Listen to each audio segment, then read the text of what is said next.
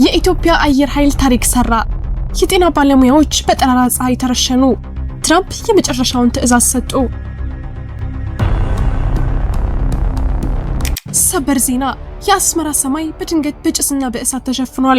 የኢትዮጵያ አየር ኃይል እጅግ ዘመናዊውን ባይራክታር አኪንጂ ድሮን በማሰማራት በአስመራ እምብርት ላይ የሚገኙ የሻዕቢያ ወታደራዊ ምሽጎችን አመድ ማድረጉ ተሰምቷል። ዓለም በመካከለኛው ምስራቅ ውጥረት ተጠምዶ ባለበት በዚህ ቅጽበት ኢትዮጵያ የቀይ ባህርን ባለቤትነት ለማረጋገጥ የማያዳግም እርምጃ ወስዳለች። የኤርትራ የራዳር ሲስተሞችና ከኢራን የተላኩ የድሮን ክምችቶች በደቂቃዎች ውስጥ ወደ ፍርስራሽነት ተቀይረዋል። ዝርዝሩን በቀዳሚነት እናስደምጣችኋለን። የጤና ባለሙያዎች በጎጃም ተረሸኑ። ዶክተር ቴዎድሮስ በቁጣ ምላሽ ሰጡ። በሰሜን ጎጃም ሜጫ ወረዳ የሰው ህይወት ለመታደግ ቃል የገቡ የጤና ባለሙያዎች በታጠቁ ኃይሎች በአሰቃቂ ሁኔታ ተረሽነዋል። የዓለም የጤና ድርጅት ዋና ዳይሬክተር ዶክተር ቴዎድሮስ አድሃኖም በጉዳዩ ላይ እጅግ ጠንካራና አስደንጋጭ መግለጫ ሰጥተዋል። ይህም ሌላኛው አበይት ጉዳያችን ነው። ከውጭ ዜና ዓለም በጭንቀት ተውጣለች። ፕሬዝዳንት ዶናልድ ትራምፕ የአሜሪካ ጦር በማንኛውም ሰዓት ኢራንን እንዲደመስስ የመጨረሻውን ትዕዛዝ አስተላልፈዋል። ተኩስ የሚጀምረው ማንም አይቶት በማያውቀው ሁኔታ ነው ያሉት ትራምፕ የጦር መርከቦችና አውሮፕላኖች ኢራን ላይ እንዲያነጣጥሩ አዘዋል። ዛሬ በመካከለኛው ምስራቅ ሰማይ ስር ምን እየተከሰተ ነው? ዝርዝር ዘገባውን ይዘናል። አብራችሁን ቆዩ። ሰላም ውድ ቤተሰቦች እንደምን አላችሁ? ይህ ዜና ላፍታ ነው። ቪዲዮውን ላይክ በማድረግ ይጀምሩ እያልን ወደ ዝርዝር ዜናዎች አለፍን። የአስመራው ሰማይ በድሮን ነደደ። የሻዕቢያ ምሽጎች በአየር ኃይሉ ድባቅ ተመቱ። ዓለም አይኑን ወደ መካከለኛው ምስራቅ ባዞረበት በዚህ ወሳኝ ወቅት የምስራቅ አፍሪካ ጂኦፖለቲካዊ ሚዛን በአንድ ጀንበር ተቀይሯል። የኢትዮጵያ አየር ኃይል እጅግ ዘመናዊውን ቱርክ ሰራሽ ባይራክታር አኪንጂ ድሮን በመጠቀም በአስመራ ከተማ ላይ ታሪካዊና አስደናቂ የተባለ እርምጃ መውሰዱ ተሰምቷል። ይህ ወታደራዊ ኦፕሬሽን ኢትዮጵያ የቀይ ባህርን በር ለማስከበርና ታሪካዊ ጠላቶቿን ለመመከት የጀመረችው ቁርጥ ያለ አቋም ማሳያ ተደርጎ ተወስዷል። በዛሬው አመሻሽ በወሰደው ድንገተኛ ጥቃት ፕሬዝዳንት ኢሳያስ አፈወርቂ በቅርቡ ከኢራን ያስመጧቸው እጅግ ዘመናዊ ድሮኖችና የራዳር ሲስተሞች መሸሸጊያ የነበረው ወታደራዊ ጣቢያ ሙሉ በሙሉ ወደ አመድነት ተቀይሯል። ጥቃቱ የሻዕቢያን ከፍተኛ አመራሮች በድንጋጤ ውስጥ የከተተ ሲሆን የኢትዮጵያ አየር ኃይል የበላይነትን በተግባር ያረጋገጠ ክስተት ሆኖ ተመዝግቧል። ይህ እርምጃ ከመወሰዱ ጥቂት ቀደም ብሎ በሰሜን ኢትዮጵያ በአዲግራት አቅጣጫ ህወሓት ሲፎክርበት የነበረውና ከሻዕቢያና ከግብጽ የተበረከተለት ጸረ ድሮን መሳሪያ በአየር ኃይሉ መጋየቱ የሚታወስ ነው። ሻዕቢያና ህወሓት በወልቃይት በኩል አዲስ ጦርነት ለመክፈትና የኢትዮጵያ የልማት ጉዞ ለማደናቀፍ የነበራቸውን የጋራ ሴራ የኢትዮጵያ መከላከያ ሰራዊት በአንክሮት ሲከታተል ቆይቷል።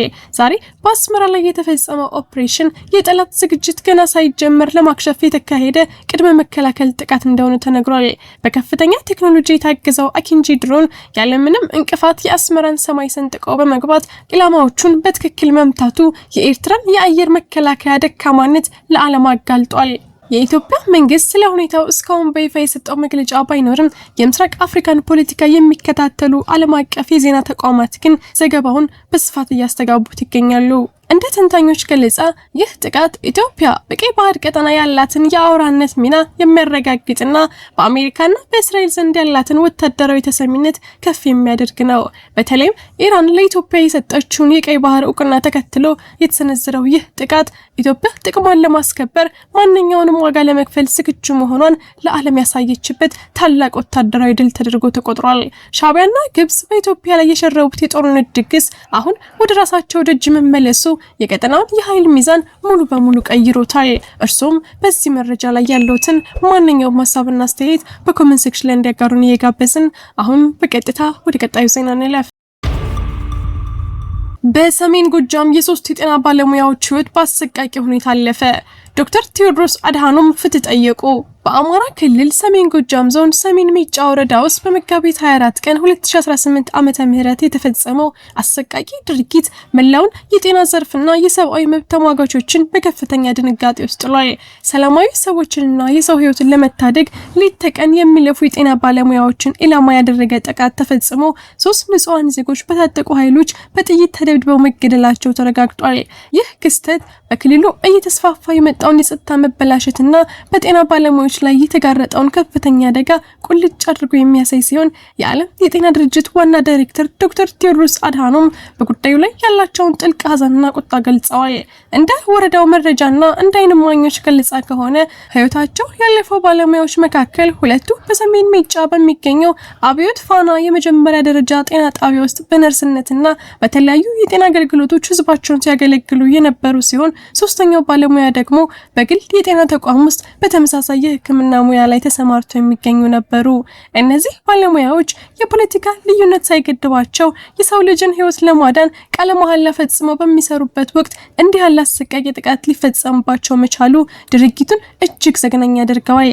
ግድያው የተፈጸመው በኢትዮጵያ መንግስት ኃይሎችና በክልሉ ታጣቂዎች መካከል ያለው ግጭት እጅግ በበረታበትና በክልሉ መጠነ ሰፊ አለመረጋጋት በሰፈነበት ወቅት መሆኑ ደግሞ የባለሙያዎቹ ደህንነት ዋስትና ማጣትን በግልጽ ያሳያል። የዓለም የጤና ድርጅት ዋና ዳይሬክተር ዶክተር ቴዎድሮስ አድሃኖም ባስተላለፉት መልእክት የጤና ባለሙያዎች በማንኛውም የግጭት ቀጠና ውስጥ ሊጠበቁና ሰብአዊ አገልግሎታቸው ያለምንም ስጋት ሊያከናውኑ እንደሚገባ አጽንኦት ሰጥተዋል።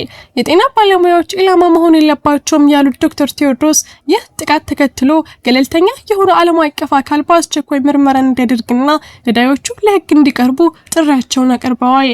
ድርጅቱ በጤና ተቋማትና በባለሙያዎች ላይ የሚፈጸሙ ጥቃቶች የጤና ስርዓቱን የሚያናጉና በሺዎች የሚቆጠሩ ሰዎችን ሕክምና የማግኘት መብት የሚያሳጡ መሆናቸውን በጽኑ አስታውቀዋል።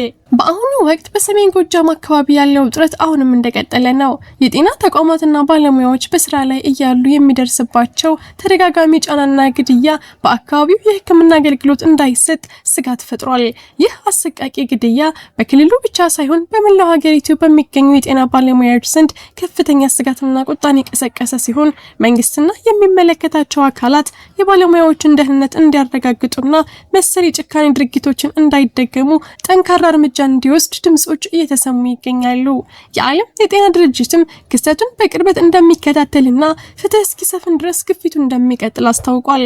ቪዲዮአችንን ላይክ ማድረግ አይርሱ እያልን ወደ ውጭ ዜና አለፍን።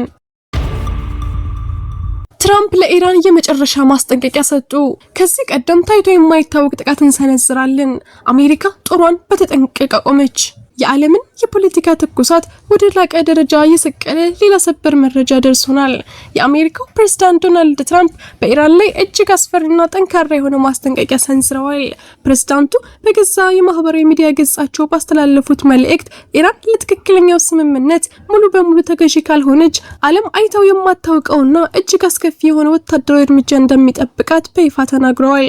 ተኩስ የሚጀምረው ግዙፍና የተሻለ እንዲሁም ማንም ካየው በላይ ጠንካራ ሆኖ ነው ያሉት ትራምፕ የአሜሪካ ጦር መርከቦች፣ ዘመናዊ የጦር አውሮፕላኖችና በሚሊዮኖች የሚቆጠሩ ወታደሮች በማንኛውም ሰዓት ትዕዛዝ ለመቀበል በተጠንቀቅ እንዲቆሙ አዘዋል። ይህ የትራምፕ ጠንካራ ትዕዛዝ የመጣው በመካከለኛው ምስራቅ ያለው ውጥረት ዳግም ባገረሸበት ወቅት ነው። ምንም እንኳን ረቡዕ ዕለት በአሜሪካና በኢራን መካከል የተኩስ አቁም ስምምነት ላይ መደረሱ ቢነገርም እስራኤል በሊባኖስ ላይ የፈጸመችው መጠነ ሰፊ ድብደባ ነገሮችን መልሶ አበላሽቷቸዋል።